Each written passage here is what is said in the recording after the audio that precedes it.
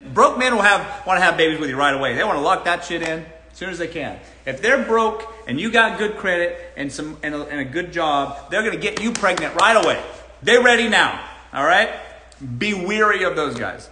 But the guys that are making money, have made money, or are making money and are trying to make something of themselves, for them it's a sense of stability, a little excess, and the loss of future opportunity with young, beautiful girls. And now's the time. So that's like a nice combination of things, all right? And that varies by person to person. So as a woman, you need to be very discerning about finding a guy that's sort of ready for that in the next 3 to 5, all right? Because if not, he's going to drag you on through your best fucking years and discard you anyways for the cashier at Starbucks.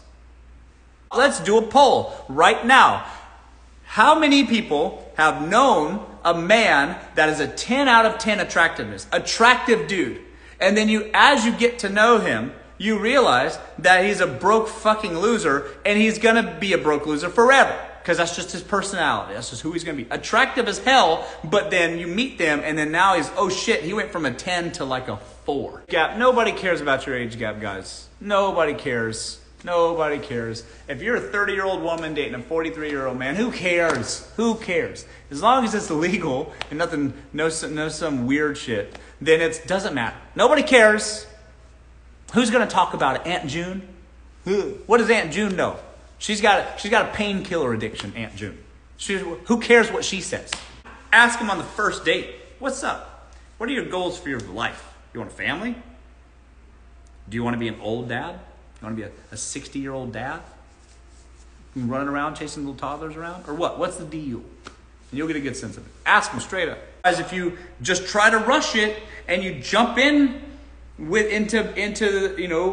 some man's life that you've only known for 6 months, you're gonna come to find out that they clap when the airplane lands, or they have weird fetishes around your shoes and stuff that you haven't discovered yet, because those are the kinds of things that don't come out until like month 7. Ever move in with somebody or just see somebody's bathroom and they don't ever put the cap back on, the toothpaste?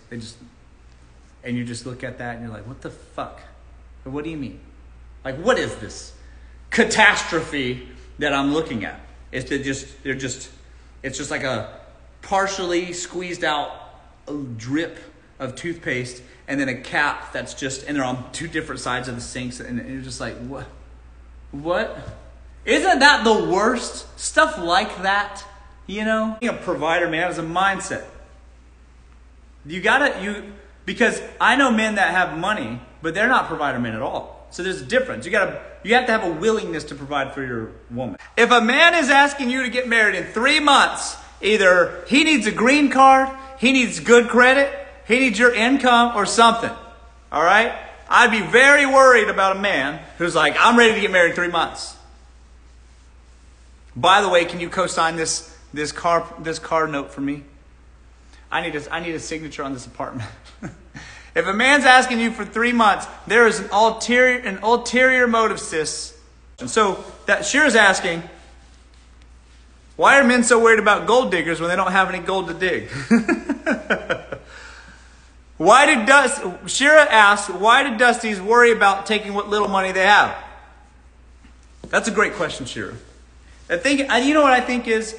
I think that men that don't have money today imagine that one day they will have a lot of money.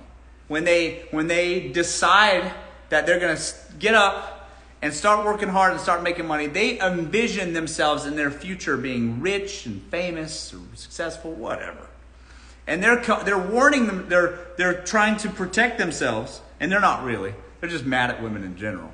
But they're trying to protect themselves from their woman taking their future potential. And then to my question is, take half of what? What house? What money? The money you're gonna have? The house you're gonna maybe have one day? Let's just cross that bridge when we get there. So my better question is, why not as a woman just simply date men that are successful today? and not the ones that imagine that they will be in the future. That's just better. And let them ask them those kinds of questions amongst their peers instead. How about that? Yeah, half of their change. Half of 50 cents is a quarter. Nobody wants that. Where do we find them? Sprinkle ones. Where do you find them? You got to get out there. You got to put yourselves in the places where people that have money hang out. Think country clubs.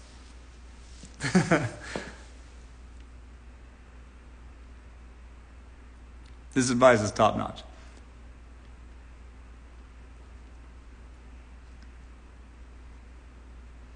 Do successful men like successful women? Men don't care if you're successful. Men will marry the waitress guys. They don't care.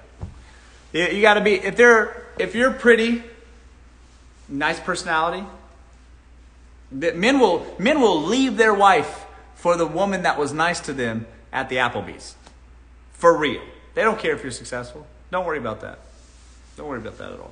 If men are concerned that whether or not you're successful, those men are broke. Even if they pretend they're not, those men are broke. If they want you to be successful as a woman, those men are broke.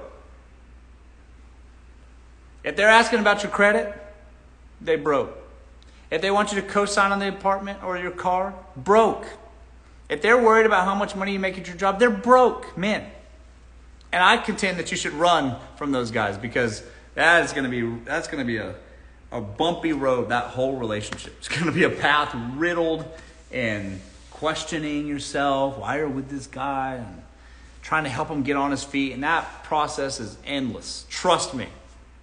So self-made is better. I wouldn't say that. Self-made comes with its own issues too. There's a reason why guys make something of themselves. There's some deep-seated feelings of inadequacy, rejection. Who knows? Who knows what it is?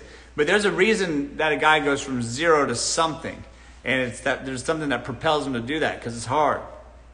So, I'm not saying it's necessarily better from a character perspective. Pick your poison, sis. That's the answer.